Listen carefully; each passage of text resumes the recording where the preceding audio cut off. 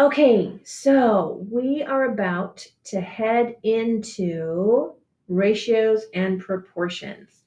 So one of the things that I want to review with you before we get there, because this is going to really be helpful, is just making equivalent fractions. Because basically when you make equivalent fractions, you're setting up a proportion. You're saying that two different fractions are equal to each other. They might look different and have different numbers, but they represent the same amount. Okay, so let's go ahead and go through this and see what we got. Okay, so this is just a little fraction bar. You've probably seen these before. The yellow represents a whole, 2/2 make up a whole, 4/4 make up a whole, and 8/8 make up a whole. Okay, so if we look at this and we say, well, here's one whole, what is an equivalent fraction? Just looking at these, how many halves do we have? We have 2/2. So one whole is equal to 2/2, right? And what's equal to those two is 4/4. And how many eighths do we need to be equal? Let's see what we got here. Aha, I hope you said 8/8 is equal. Good.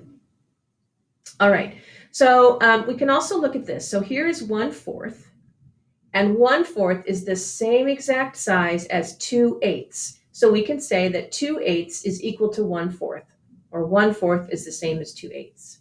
They're equivalent fractions. Okay, even though they have different numbers, you can see they have different numbers, but you can also see they're exactly the same size. Okay, all right, let's look at this one. Which fractions are equivalent to 1/2?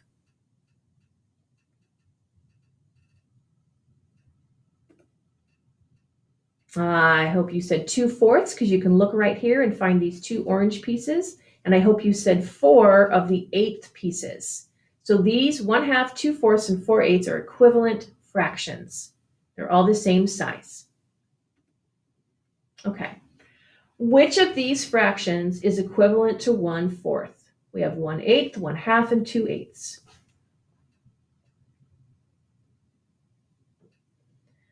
I hope you said 2/8 because that would be the answer. Right here, we see that two of these purple guys, 2/8, are the same size as 1/4.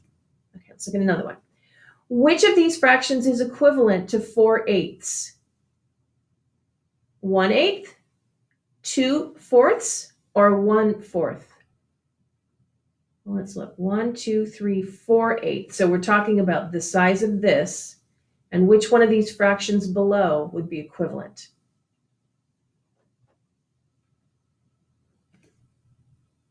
All right. So look at these equivalent fractions here: 1/3, 2/6, and 4/12. If we look up here, we can see 1/3, 2/6, and 4/12 are all the same size. And what this writing is indicating is that if we notice, we're doubling both of these. So twice 1 is 2, twice 3 is 6, and 2 times 2 is 4, and 2 times 6 is 12. So they're saying, look at these fractions and see if you can make kind of a guess as to which one of these down here would be equivalent. What would happen if we just doubled the numbers?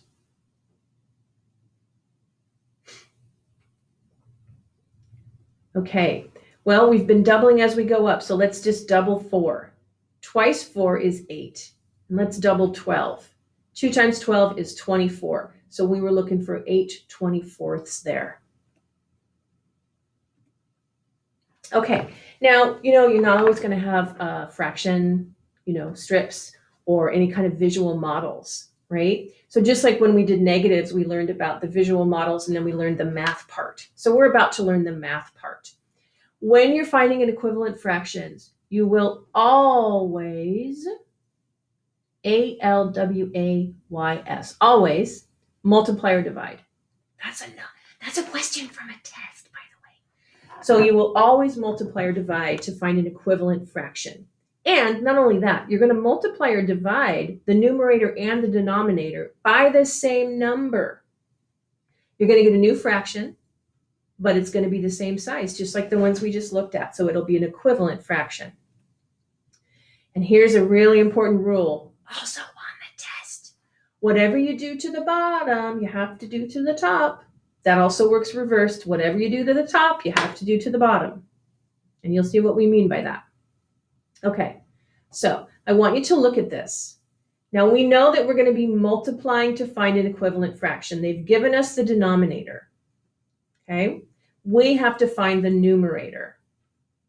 All right, so if we look here, what did we do to the 3? What did we remember? It's never going to be adding or subtracting. It's always multiplying or dividing.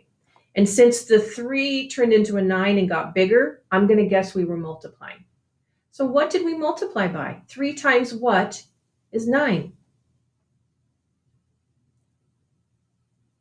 Okay, and then since we did that to the bottom, we also have to do it to the top. That's that little saying, whatever we do to the bottom, we got to do to the top. So if we multiply the bottom by 3, we got to multiply the top by 3, and we get a 6. Okay, so again, to find an equivalent fraction, we multiply the numerator and the denominator both by 3 here. That's how we found the equivalent fraction. Let's look at another one. Okay, now on this one, I'm noticing that 36 turns into a 9, right? So I don't think we multiplied, I think we divided because we're getting smaller there. So the question is, what did we divide 36 by to get to 9?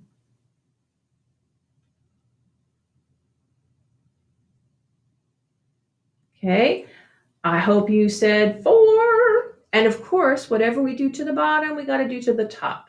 So now the question is, what's 16 divided by 4?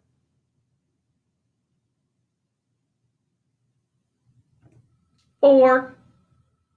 Okay, we divided both of them by 4. All right. Do you think we're going to multiply or divide for this one? We're starting with an 8 and we're going to a 72. Are we going to multiply or divide?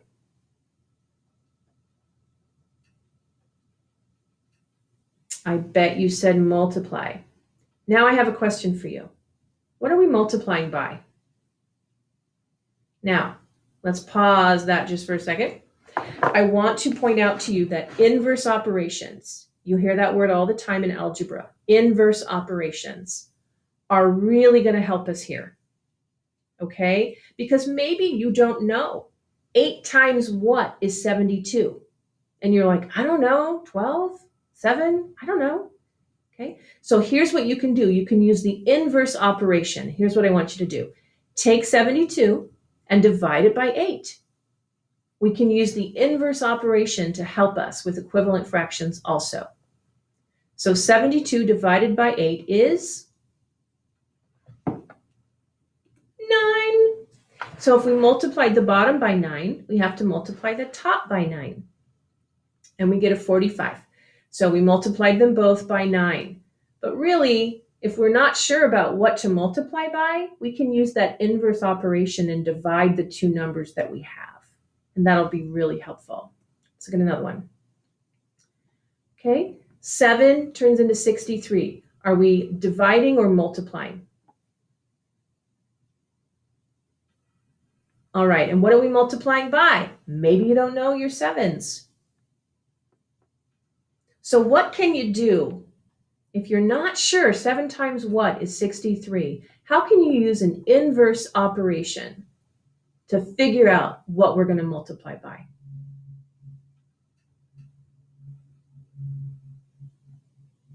All right, I bet you chose that we're going to divide 63 by 7 as our inverse operation. That's going to give us a 9. So 7 times 9 is 63. What's 6 times 9? 54. Okay, so these two fractions are equivalent. 6/7 and 54 63rds are equivalent. Okay, we just multiplied both the numerator and the denominator by 9. Let's get another one. Oh, this one's all out of order. Okay, well, we'll look at it all backwards then. So let's just look at this. 36 over 81. Okay. And let's say we knew that the top number was 4. We would have to say to ourselves, what did I divide 36 by to get 4? Okay. And then we would just do the same thing on the bottom, because whatever you do to the top, you got to do to the bottom. So 36 over 81 is equivalent to 4/9. All right. Next one. Let's hope this one comes out in order. All right. 7/8, and we're going into 24. I'm going to repeat the questions that you ask yourself. The first one is, are we multiplying or dividing? The second one is, what are we multiplying or dividing by? And then the third thing you're going to do is whatever we did to the bottom, we have to do to the top, and then you'll have your equivalent fraction. So take a second and see if you can work this out on your own.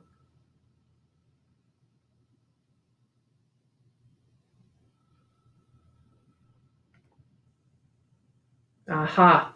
We multiplied 8 times 3. Now remember, if you don't know 8 times 3 is 24, you can just say 24 divided by 8, and that'll tell you what we need to multiply by. Inverse operations, okay? So 21. 7/8 is equivalent to 21 over 24. We multiplied by 3. Here's one I want you to look at. What did we do? And whatever we do to the bottom, we got to do to the top.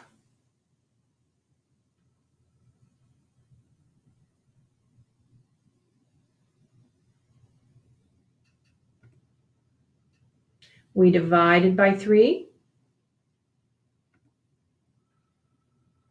and that gives us a 2. 6 over 21 is equal to 2/7.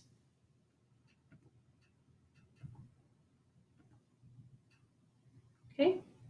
Asking yourself, am I going to multiply or divide, and what am I multiplying or dividing by? And whatever I do to the bottom, I got to do to the top.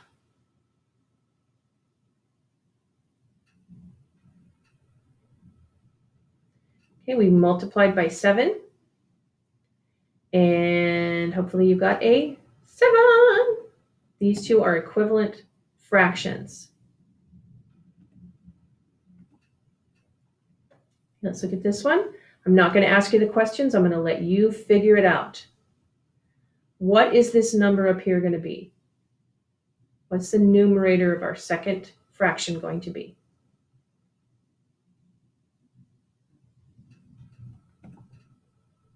Okay, we divided by 5 to get 2, so we're going to divide 5 by 5 and get 1. Those are equivalent fractions. Okay, same here. Go ahead and figure out what we did to get from 7 to 35, and then what are we going to do to the 2?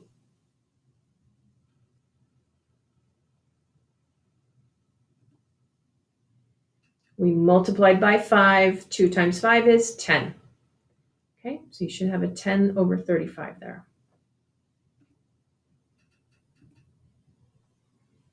Okay, what did we do to get from 36 to 6? Whatever we did here, we got to do here. What number are we looking for here? What's the numerator going to be?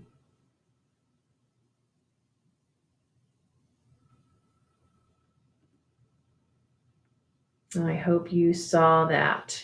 So we divided by 6. We're going to divide the top by 6, and we're going to get a 5. Okay. So we are done with this. You will have a little worksheet today that's going to need you to do the same kind of operations there. You're going to either need to multiply or divide to find an equivalent fraction, and I'm probably going to ask you the questions also. So here's some information for you. Remember this. Whenever we're finding an equivalent fraction, we need to multiply or divide, period. And whatever we do to the top, we got to do to the bottom. Whatever we do to the bottom, we got to do to the top. I just gave you some answers. Okay. Awesome. We are done with this Edpuzzle. Have a fantastic day. Get your work done, and I will see you soon.